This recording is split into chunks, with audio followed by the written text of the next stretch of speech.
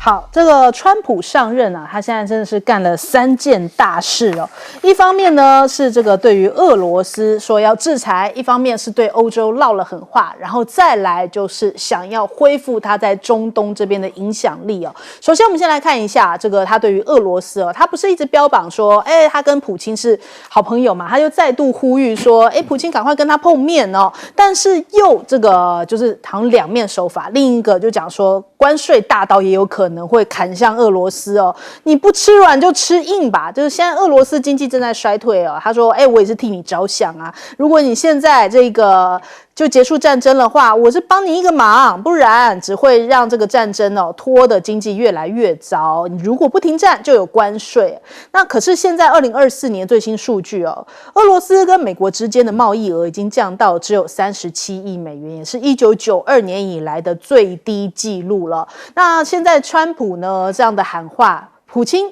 克宫这边也有回应了，就讲说我们现在已经等好了，等着你的来电哦，但是还没有收到任何的讯号啊。你说要见面，你说要联系，我们现在等着你啊。那俄罗斯也在做军事方面的备战哦，他已经重新武装了克里米亚的冷战要地哦，就是位在巴拉克拉瓦湾地下博物馆这一边，他们重新把这些武装哦，又这个重新布置了一下地下潜艇基地哦，有意要重新巩固黑海这边战略的立足点，防止现在日益增长的无人机啊、无人艇这样子的一个攻击。那对于欧洲更不用讲啊，欧洲这一阵子真的是很不平静哦，因为川普不是讲说要继续向北约投钱吗？他计划要从欧洲撤出2万名的美军，那这是占了现在目前欧洲美军总数的20%，而且他计划要向其他的北约成员国，你如果要我们留下来，可以付钱你要付我们这个美军驻留的费用，因为美军是有威慑力的，但是这一笔开销不应该是由美国纳税人来付哦，所以他说我们美国不确定是不是还要继续在北约上面投入任何的资金哦。那我们在保护你北约成员国，可是你却没有保护我们，开始这个谈判的话术出来了，就代表说你这相关的，你们应该要提高 GDP 5%。我们来听听看他的说法。We're protecting them, They're not protecting us, we're protecting them. So I don't think we should be spending, I'm not sure we should be spending anything, but we should certainly be helping them. But they should up their 2% to 5%, yeah. 对，反正都是以钱为最主要的一个考量点哦。那北约的秘书长讲说，如果美国继续向乌克兰提供武器的话，欧洲我们也会买单的呀。那北约的秘书长甚至还提到说，如果俄罗斯胜利，恐怕会损害这个北约的威信哦。将来可能代价更高，要花数兆美元才能够恢复。另外呢，这个中东这里也成了中美之间的角力场，因为我们看到在拜登任内其实中东跟这个中国大陆是越走越近，特别像沙国就越来越不想理这个拜登了。那但是他们现在讲说，这个萨尔曼有可能这个川普想要赶快跟他见面来讨论一下中东局势跟对美国的投资。双方为了中东带来稳定、加强区域安全以及打击恐怖主义，接下来这个未来4年国际经济报复、贸易跟其他机会都可以来谈谈。那沙国现在有意要投资美国6000亿美金。川普已经开始跟他喊价了，就说应该4舍5入，6000亿直接变成1兆，然后他说如果你愿意投资这么多的话，愿意去访问你一下，已经开始叫价了。但是另一个让大家觉得这个川普真是爱恨分明他现在有一个新的命令，伊朗也是一个威胁嘛，对于美国来说，但是呢这个威胁没有解除，可是呢这几个人搞不好更害怕，就是庞佩奥、波顿跟胡克。他说我认为应该要撤销他们的特勤维安因为呢就是我认为时间足够啦，我们接手一份工作，你接手一份工作，你想做一份工作，我们不会为了人们余生提供保障。为什么我们要这么做呢？所以打算撤销这几个，其实这几个就得罪他了所以就是先撤掉你们的再说。那大陆现在正在为伊朗的弹道飞弹项目提供原料吗？华尔街日报这样子指控他说伊朗的武器计划在去年受到重创，但是是呢，北京方面正在帮助他重建能力哦，也就是说，这对川普来说是一大挑战。但是伊朗总统反驳啊，说我们没有要做核武器哦，那希望你可以理性一点。我们来问一下亮哥，这个川普对俄罗斯没什么筹码啦。你这边讲这个贸易额只有37亿，对不对？我还看过更低的29亿啊。那你29亿的贸易额能加关税100%好不好？有什么用？那他又不愿意提供军援或金援给乌克兰，所以你有什么筹码？所以其实真正对俄罗斯有筹码的是中国大陆啦，因为俄罗斯的整个工业大概就是中国大陆在支撑的啦。那所以我说，川普坦白讲，他如果真的要解决、要促进俄乌停火，他势必要先去中国大陆走一趟啊，因为他真的没有筹码啊。所以你看那个普京也不太理他，因为川普提的2个方案，俄罗斯都不能接受嘛，说20年不参加北约，或者是说俄乌之间搞个缓冲区，让欧洲驻军，这个俄罗斯都不能接受了。而且俄罗斯目前他的打仗是占上风，对，而且距离那个涅伯城也越来越近，所以时间拖久了，其实恐怕乌克兰会更惨哦。所以时间因素如果站在俄罗斯那边，他急什么？对不对？应该急的是乌克兰啊，对不对？那另外就是对欧洲啊，目前是这样啦，因为他本来是要求北约那个各国的国防预算要到 GDP 的2% 啊，北约有33个国家，目前达标了有23个国家，有10个国家没达标啊。那里面比较大的，美国上面那个国家啦，叫加拿大啦啊，那另外就意大利啦、西班牙啦啊。那川普现在连2%的都还没搞定，要给他搞到5%，5%是很惊人的，5%谁受得了啊？全世界有5%的国家，现在只有1个，有2个啦，就俄罗斯跟乌克兰啦，因为他们在作战嘛。对，目前波兰是最接近的，波兰是4.3%，因为他要把他的陆军 double。那坦白说了，波兰对乌克兰也颇有企图心啊。他当然也忧虑，他第一个被打。所以坦白说，川普拿这个5%真的是。简直是强人所难啊！那目前欧盟也没有办法，我认为欧盟没有什么筹码。那川普其实对欧洲就欧盟啦，很可能会科10到20%的关税哦，因为它是第2大的贸易顺差，仅次于中国。所以川普基本上是有可能出手的啦啊。那至于中东啊，因为川普在2019年。2020年那时候有搞了一个亚伯拉罕协议嘛，那后来拜登也继续，就是促进沙特阿拉伯跟以色列的和解啊。那后来因为发生那个以色列那个跟加沙的战争就停了，那后来中国大陆不是促成沙特阿拉伯跟伊朗的和解，所以沙特阿拉伯就不急了啊。那我认为川普还是一样啦，他应该还是会去促进沙特阿拉伯跟以色列的正常化了，这个目标当然就是建交了，啊，可是基本上伊朗跟沙特阿拉伯和解啊，还有伊朗有可能会去调整他在阿拉伯半岛的实业民兵的布置啊，其实这个也有助于他跟美国有一些交集了。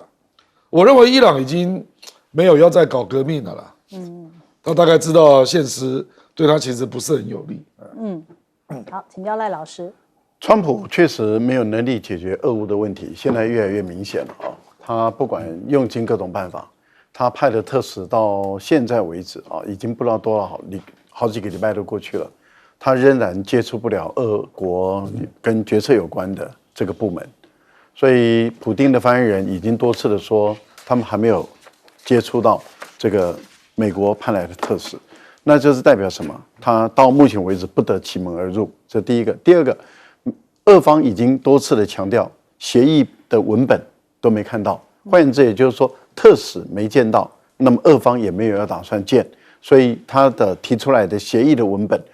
根本没看到。那这样俄方怎么可能跟你谈判呢？啊，这是第二个。第三个，目前传出来的都是媒体传出来的，说要有北约的部队要进入，然后后来又说那北约部队不要，那就是欧洲的部队加英国。那俄国怎么可能让你欧洲的部队加英国进入到乌克兰境内呢？那这个仗不是白打的，就这么简单。那现有俄国占领的土地该怎么解决？还有传统的这些已经并入俄国的这些州的它的传统的疆域，因为目前俄国实际控制面都不一，例如说卢甘斯克99%左右，可是顿涅茨克大概只有5-6成左右啊。赫尔松也大概在4-5成，那有的比较多，有的比较少。那像克里米亚，那就是全部都掌控了。问题是在于这些你乌克兰买不买单，你北约买不买单？那还有就是传统疆域，也就是不用打就要划归给俄罗斯，是不是这意思？还是不是？那如果是的话，那乌克兰不是就是几个大国那个领土化一化以后，连兵不血刃的就把其他的30%-40%的土地整个都收走了。这个对于乌克兰来讲，那泽连斯基变成叛国贼了。那这个谈判怎么谈下去？可是很明显的，川普他真的是没有手法了，他真的没有筹码啊。刚刚谈到关税问题没筹码，能源的问题，俄国说你现在欧洲跟美国又不是我最大宗。我最大宗是卖给亚洲国家，卖给中国大陆，卖给印度，还卖给亚洲其他的国家。那这个你也一点办法都没有啊。所以我的财政收入来源主要是依靠中国大陆，而不是靠你美国。所以你川普本身所提的那些威胁的方法根本都没效。现在的问题来了，他就回过头来去找北约算账了。那问题是，他找北约算账也没道理。他说都是我们美国人在保护你北约。这胡说八道！北约到现在为止，特别是在冷战结束以后，有哪一个北约国家被攻击？没有啊，一个国家都没有被攻击。乌克兰不是北约的国家，所以俄乌的战争跟北约无关，因为它并不是攻击北约的国家，所以没有一个北约的国家被美国保护，因为没有人攻击它嘛。同样的道理，美国也没有被攻击啊。所以北约也没有理由要去保护美国啊，北约没有保护美国，美国没有保护北约，那他们说，那你都靠着我美国保护，你应该多给我钱，这个也没道理啊，因为你根本没有保护啊，因为没有人攻击他，那怎么多给钱呢？更何况你要求国防预算5%，他要求台湾10%，那比我们的整个中央政府的总预算多不到多少倍啊？那现在赖清德，你有3万多亿你都还不够花。你有3兆台币你都不够花，你还一直叫穷。坦白说，你下台一鞠躬，周荣泰，你下台一鞠躬，你给我2900亿，我绝对让中央政府运转得很好，而地方政府都很富。你让我来当行政院长，我来阻隔2500亿，我不用到3000亿。你看我这次自我砍掉2兆5千亿，你给我2兆5千亿，我就让整个我们的台湾每个老百姓肥滋滋的，2兆5千亿就好。你3兆你都不够花，讲到这我就生气。好，但是5%的国防预算，欧洲人做不到，你美国人也做不到，所以你川普不要再这样子，你美国人也不过是3点几%而已，你也不到5%。对，好，来问一下。川普说要拿这个关税来制裁俄罗斯，这不痛不痒。这个俄罗斯他根本不会在乎这一个，只是个关税制裁。他那个俄罗斯这个土地广大，地广人稀，矿产丰富，农业产品也丰富。他卖天然气，卖石油，而且他还这个农产品还出口，所以对俄罗斯来看，做经济制裁那是最下策。那换句话，川普也只能做经济制裁。那这样对俄罗斯来看不痛不痒。我们看俄乌战争，乌克兰在这一方面呢，因为乌克兰他一直靠外面对他的支持力度，西方国家对乌克兰的支持，乌克兰战争的支持已经支持了3年，就打仗打成这个样，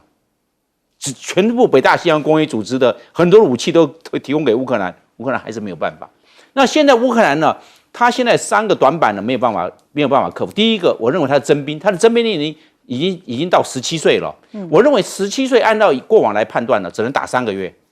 那3个月之后可能征兵就要到16岁，娃娃兵上场，因为17征兵这一个年纪只有3个月，他的3个月就要消失殆尽，或者乌克兰的这个年轻这一代全灭，就已经全灭了，没有了。那现在如果3个月还在继续在打下去，乌克兰剩下征兵剩下16岁，那16岁多惨啊！那些小孩那是很滋嫩的面孔就要上战场，这没有办法，已经到目前是17岁得打3个月。我们可以看，去打仗，对，国中生可能要上去了，拿了枪，可能这样，那只能说当做这我们讲沙包，或者是当做我们讲的炮灰啦，变成这个状况，这很惨。那另外一个，我可以看美国的军援不明确。你看哦，川普对乌克兰的支持，我认为没有拜登。Joe Biden 对乌克兰这方面的支持，要钱给钱，要武器给武器，甚至帮这个乌克兰训练 F-16的飞行员都帮他。Joe Biden 比较积极，川普没那么积极哦。这个对乌克兰来看也是个警讯哦，因为我们可以看出来，川普到现在为止，并没有从他各种的讲话，对乌克兰战争的乌克兰的支持，并没有很积极、很大力、很用心的在推动哦。只能说，那就是对俄罗斯提高关税来做一些经济上的制裁，这个没有用。这个对乌克兰战争来看，对乌克兰的帮助是没有用的。那第三个，我们来看，川普哦，他退群哦，退出了巴黎气候协定，退出了 WHO 世界卫生组织，那会不会对这个北大西洋公约组织，他搞不好会不会退群？我认为不要完全排除，大家认为他是北大西洋公约组织32个会员国之一，他会不会排除？我认为川普有退群的记录，对北大西洋公约组织这方面的支持。我认为我采取没有，并不会像拜登对北大西洋公约组织的支持的力度那么强。我认为这也是对乌克兰来看是个警讯。好，我们先休息一下，广告之后马上回来。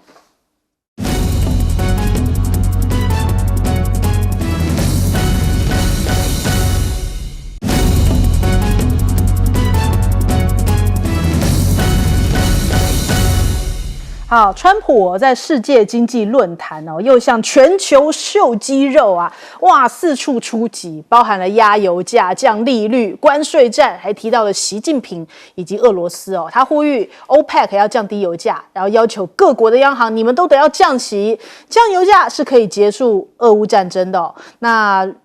未来一切都要由美国优先，美国制造，否则就是用关税伺候。那谈到了中国国家主席习近平的时候，倒是给予正面肯定哦。那目前他这个关税大棒好像拿在身上四处挥啊，他已经重申了，就说要动用关税把制造业回流到美国，而且向一些在场的企业高管、全球公司发出了严厉的警告。不在美国生产，这个是你们的权利哦。那当然很简单呐，你们就得要支付关税啦，数额不等哦。那这个关税将会把数千亿美元甚至数万亿美元哦，直接注入到我们的国库当中。针对这一番谈话，彭博社就分析哦，说各国的领导人呢，无论是川普意识形态上的盟友，还是对他持有批判态度的人，其实都意识到啦。接下来这4年哦，这个川普都会是他们的对手，就是在川普的周遭啊，你不见得是朋友，你绝对会被他给波及到哦。那所以这个恐怕要找到一种跟他打交道的方式，而白宫也正在规划一些贸易改革哦。他对外一直在讲说，我也要关税给你加，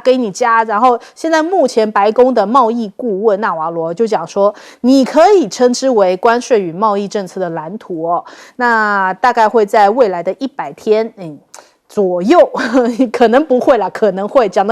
的有讲跟没讲一样。总之呢，他们正在研拟当中。那这样的举动可能会使得美国跟全世界1年数兆美元的商业活动发生全盘性的改变，整个要重新洗牌重组了。那再来，这个对于中国大陆来说的话，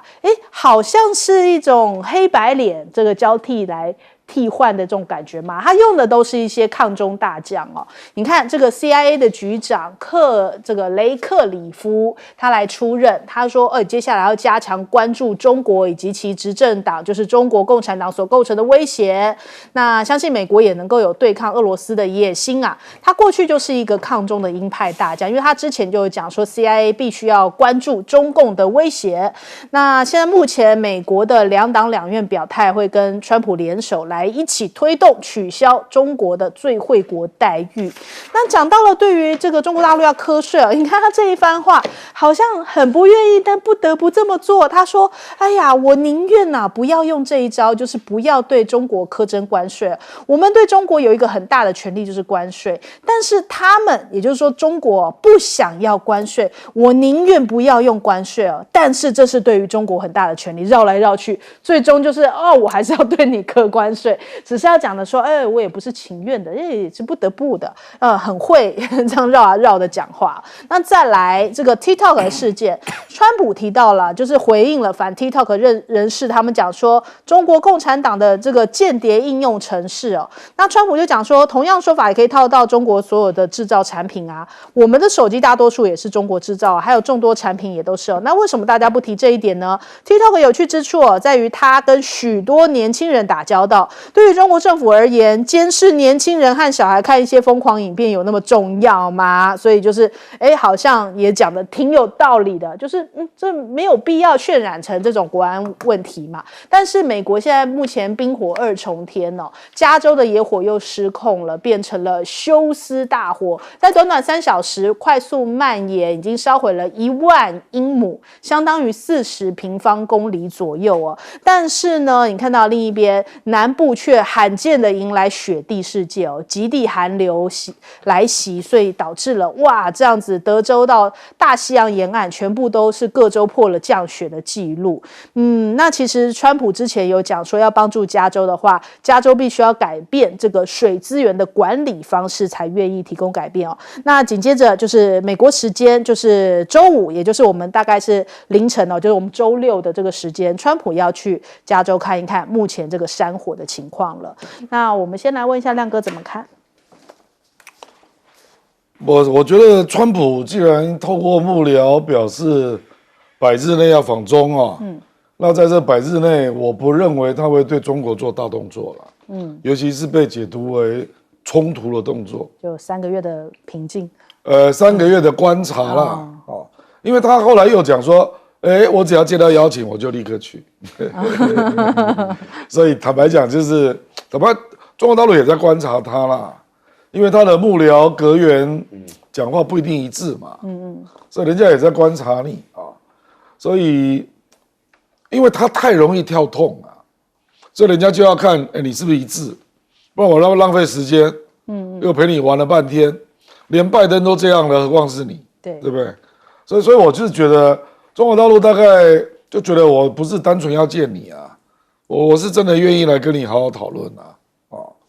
那川普是这样，他有很多问题真的没有中国的介入，不容易达成目标啦。比如说我们刚刚讲俄乌停火，实际上还有别的地方比如说巴拿马运河，李嘉诚的和记黄埔，目前是经营商那跟中国大陆也有关系对不对？所以而且还有别的啦，比如说芬太尼所以我是觉得中美真的有蛮多议题，他讲的也没错啦，就合作可以解决很多事情。那中国大陆也在，就是他就职3天前那个电话嘛，中国大陆也有公布新闻稿。那习近平也表示，中美合作可以做大事、做好事、做实事所以我觉得2个领导人态度是相像的啦可是川普因为讲话常常跳来跳去嘛。所以我觉得中国大陆就是会增加一点观察期了，所以我认为在这还没有正式去之前，包括美国要不要挺菲律宾去黄岩岛啦，或者是要不要突然要瞌睡啦，这种事情大概不会发生，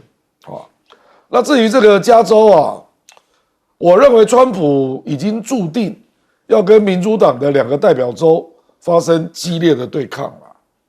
因为加州上一次就已经对抗过了，对那个时候就是 Newsom 完全一样。那目前还要加上很多新的议题了，不只是绿能问题性别多元化的问题了，对不对？那还有环保的问题，加州就是环保问题就是非常不一致嘛，所以我觉得这个还有得搞啦。所以事实上加州 Newsom 已经成立了一个准备要跟联邦政府打官司的一个委员会所以这个可能是第一年会不断重复出现的一个争端了。好，来请教赖老师。川普如果能够让 OPEC Plus 的油价往下降，而且降多一点，我们是支持的，而且也欢迎啊，因为我们这种很大的部分都是石油需求国啊，而不是生产制造国。那如果油价能够一直往下降的话，对我们的这个开车人来说，对我们的能源来讲，对所有的运输成本啊，还有能源成本都往下降，那物价会往下降，我觉得这是好事情。所以我们支持啊，如果川普能够有效的让那个 OPEC Plus 能够把油价往下拉，我觉得这是一件好事情。那各国的央行要降息，有些国家的央行是比较不容易降息，因为它在这段时间内它也没有升多少息，所以它能够降的空间是有限。我想这个效果并不大了啊。那关税的问题，我们明确的已经看到了，川普对于他的盟国的下手力道是比较重，然后对于他的对手国中国大陆，他似乎是还在忍耐啊，还在等待，希望说大陆能够给他一个正面的一个回应。我个人倒认为大陆是很愿意给川普一个正面的回应，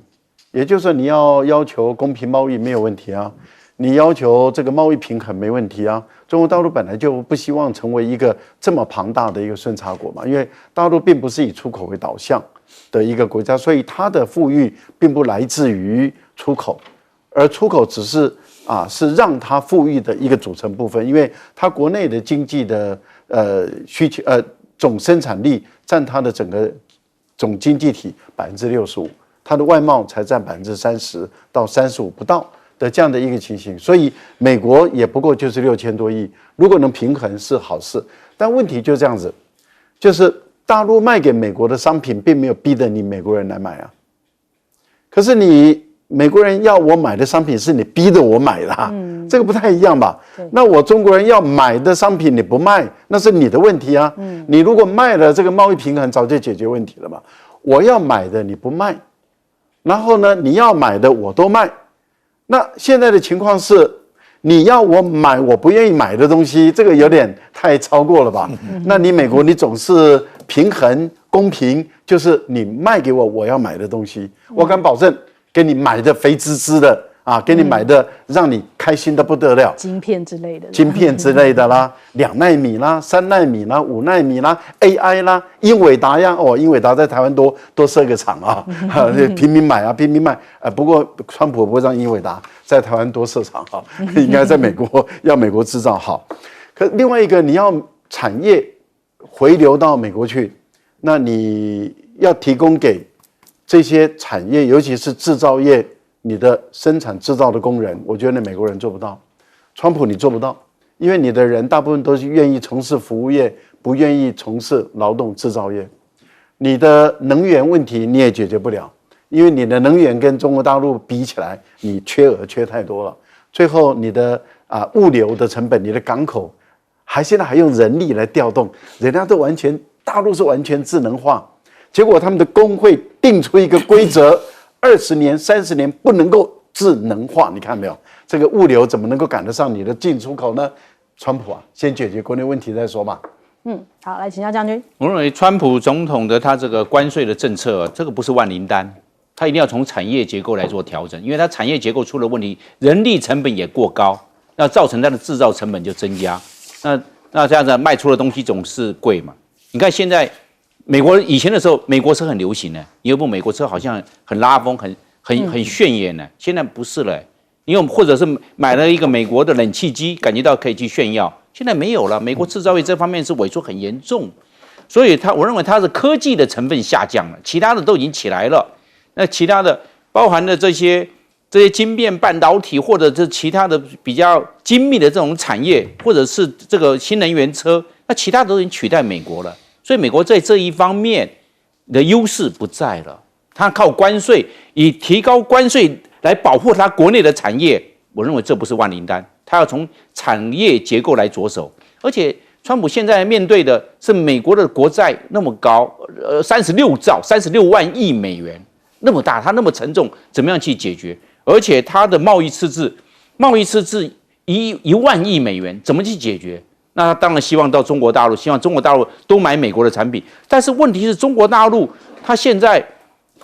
它比如它的农业的话，它像巴西，它现在有金砖平台，金砖5国现在已经变成金砖10国了，它向巴西去买农产品，不像美国买了，像美国就买的就少了，那美国农产品卖到哪里去？那甚至的话，中国大陆还向阿根廷进口牛肉，向阿根廷进口农产品，那这样的话，那美国的农业市场、牛肉市场，这在中国大陆的这个占比就下降了。所以我想，川普过去是要去推销美国的这些相关的产业，美国现在一枝独秀的就是军工产业，但是军工产业只要世界一和平，大家对这个军工产业这种需求就会降低啊。那这样的话，美国又有多大的这个军工市场可以帮美国赚外汇、帮美国赚钱？这又是成为问题了。所以我们可以看美国的，它要从产业的结构来着手，要如何去降低它的人力成本。我认为这个是它的降低人力成本哦。那它这样子的，它的这个出货的这种成本就降低，才能够往外面去卖，不然美国货。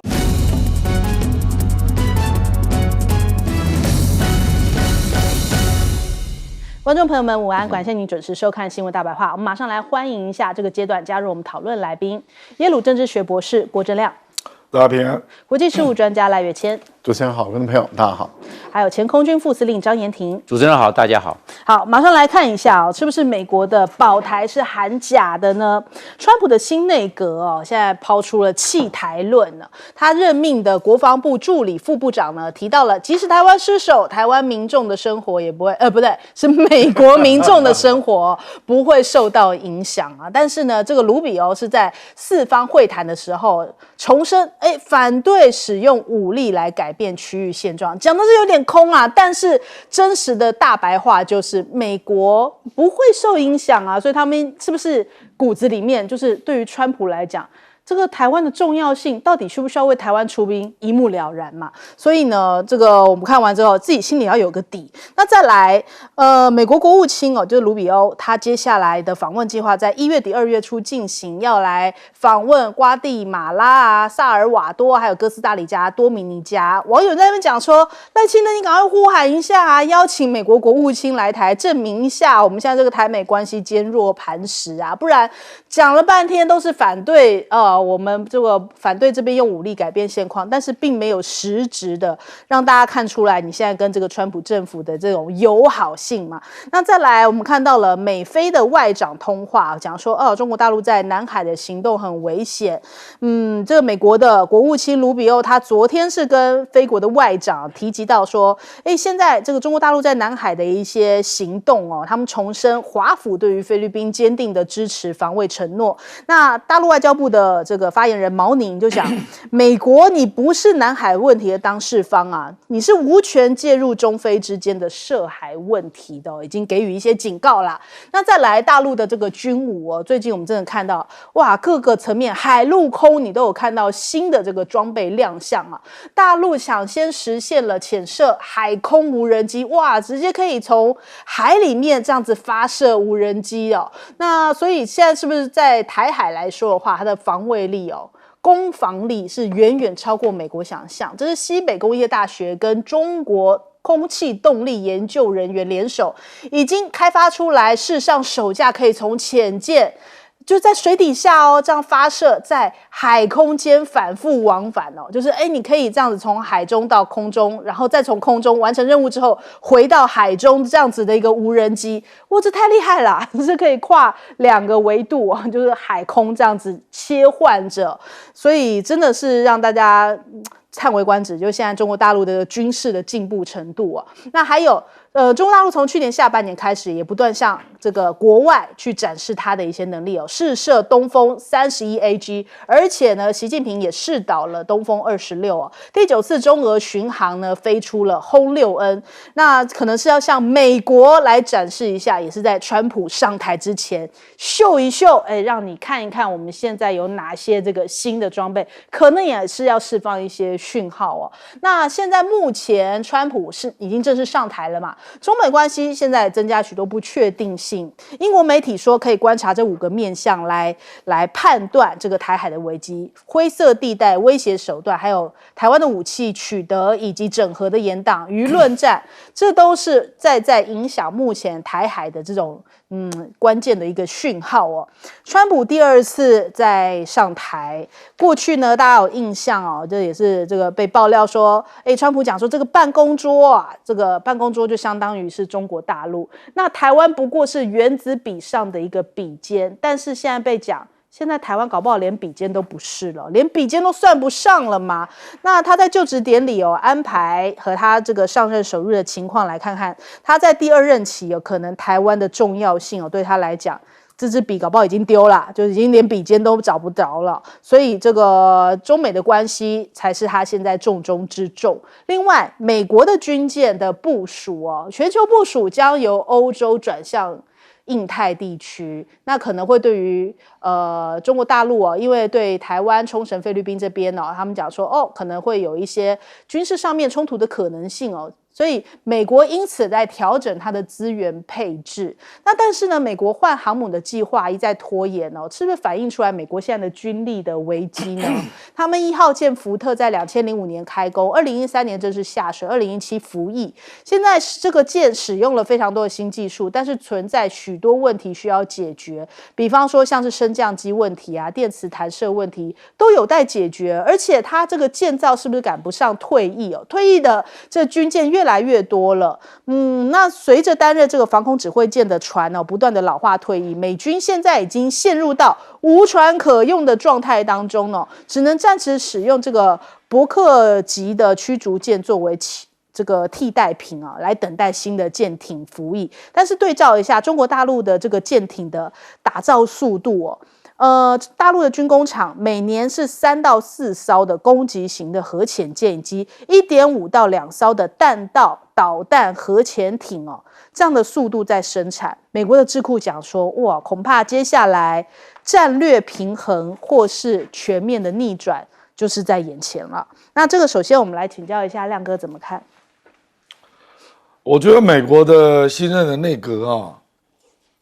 讲话有时候会互相矛盾那我觉得中国大陆也在密切观察，就是说你到底川普讲的有没有办法整顿你内部的路线比如说我们看到 Rubio 讲这话，就是菲律宾的部分那你意思是还要继续支持菲律宾来跟中国大陆对着干吗？可是你却看到菲律宾并没有被川普邀请去参加就职典礼那到底是以哪个为准然后还有那个 Hexas 他的国防部长，他也说要维持对中国的威慑能力那具体是什么意思这个是不是就是川普的意思？我觉得这个恐怕是川普要面对的问题因为我觉得如果川普跟他的防长国务卿如果常常有一些语义上的理解的冲突或矛盾那中国大陆对于他访中恐怕就不会抱那么大的期待了这个是难免的嘛这个因为一开始了，所以我觉得可能还要再观察一下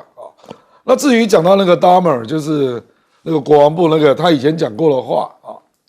这个也是一样比如说你去看那个苏利文，拜登的国安顾问，他以前在当希拉蕊的办公室主任的时候，还讲过要把台湾来折换美债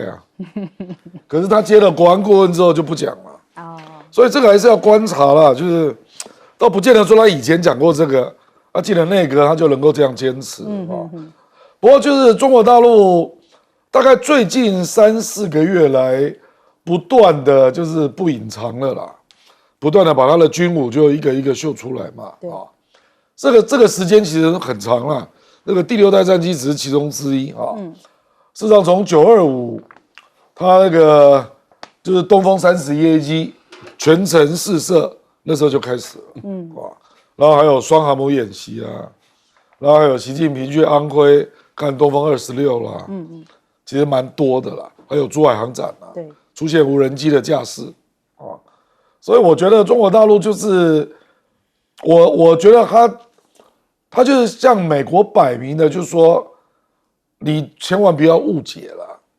因为战争往往或者是冲突往往都是低估对手造成的。对，啊，那尤其是他可能知道川普这个人很容易高估自己啊，所以要明着秀给你看啊，你不要高估自己啊。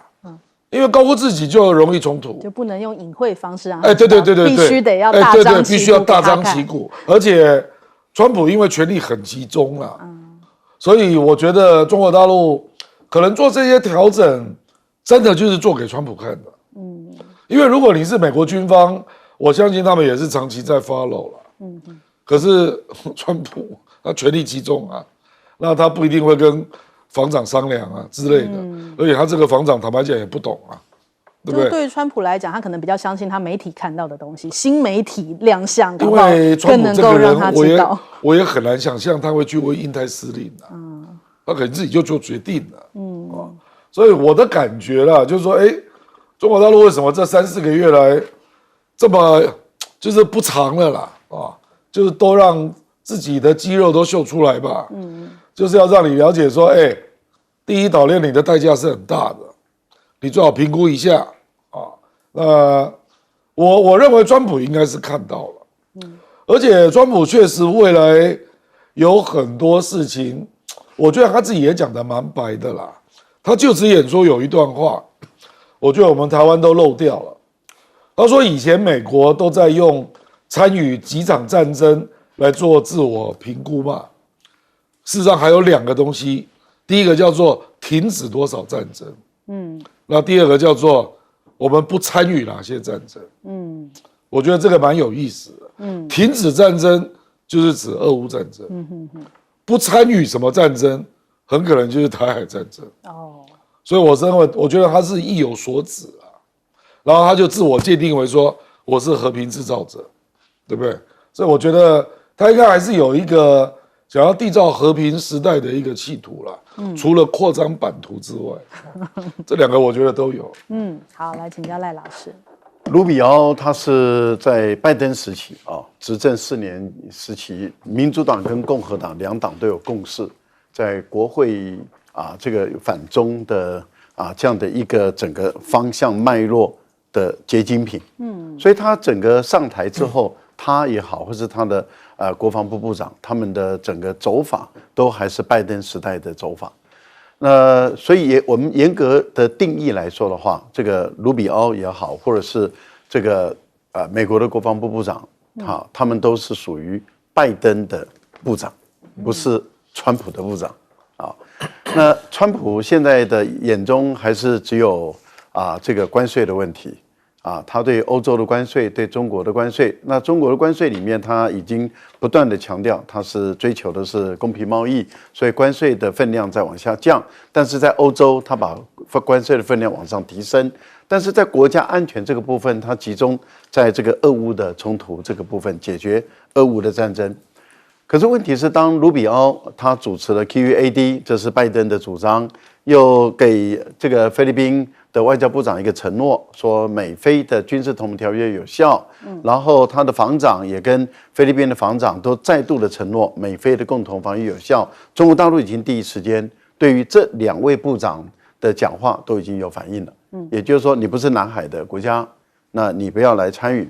那如果你硬要来参与，那就是中美之间的问题了，那就不是中国跟菲律宾的问题，不是南海那样的问题，那就是我跟你的问题了。那既然是中国跟你美国的问题，那也就是说潜在的军事冲突的可能性就升高了，这个就违反了川普在就职演说里面提出来的不要卷入新一场的战争，这个大方向完全违反了，然后终结战争更是违反。那如果是这样的情形下的话，我们就要看川普是不是说一套做一套。那现在中俄2国的元首他们在推的是元首引领，元首引领是比较斯文的外交用语，但是我们用比较通俗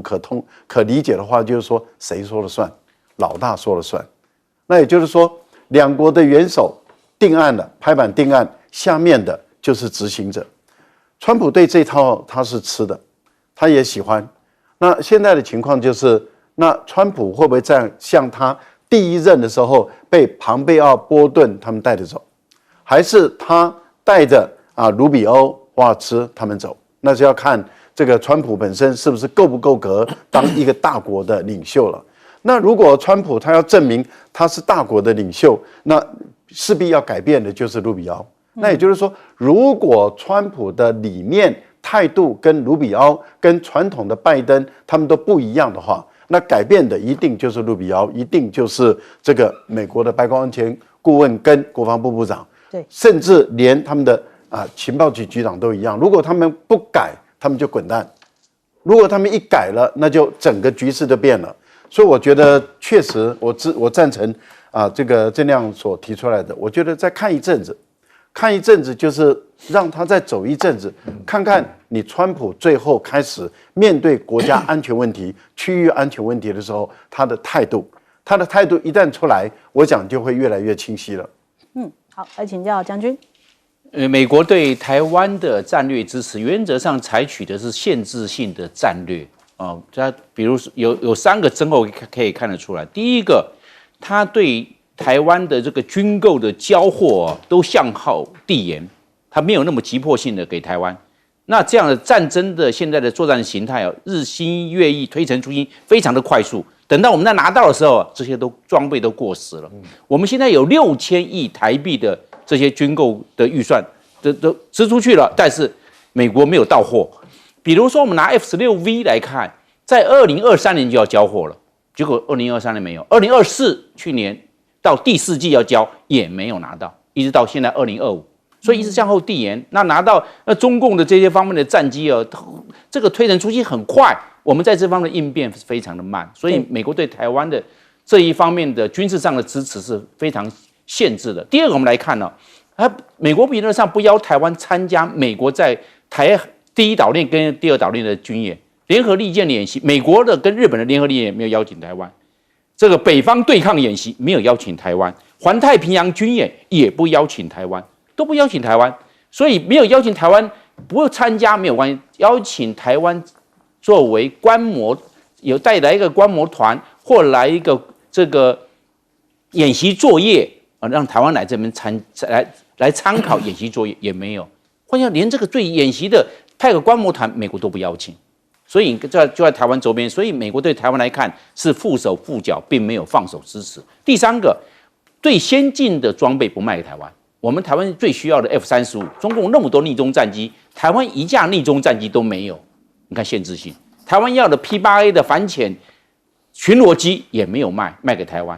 那这个台湾所急需的，台湾也需要空中加油机，也没有任何一架的空中加油机卖给台湾，所以一直对台湾是缚手缚脚，对台湾的这个军事上的战略支持是有限度的。那可以看，那我们现在看中国大陆这方面的这个军事上，你看不断的这个推陈出新非常快速，已经进入了无人机大量使用，包含这种长航程的长留空时间的这种无人机都在广泛使用了，我们拿不到。我们到现在为止，包含我们都款项都已经付款的，我们所买的海上卫士的无人机买了4架，到现在1架都还没有到位，就可以知道了。美国也是采取限制性的。那中国大陆已经走向这个人工智慧 AI 化了，我们在这一方面也没有。你看，我们都是一直在停滞的，就包含这些机器人或者机器狼、机器狗，我们在这方面都没有。那我们这样的话，将来打仗打科技，所以我目前来看的话，我们台湾现在面临的军事上的这种状况是非常严峻的。那我们这种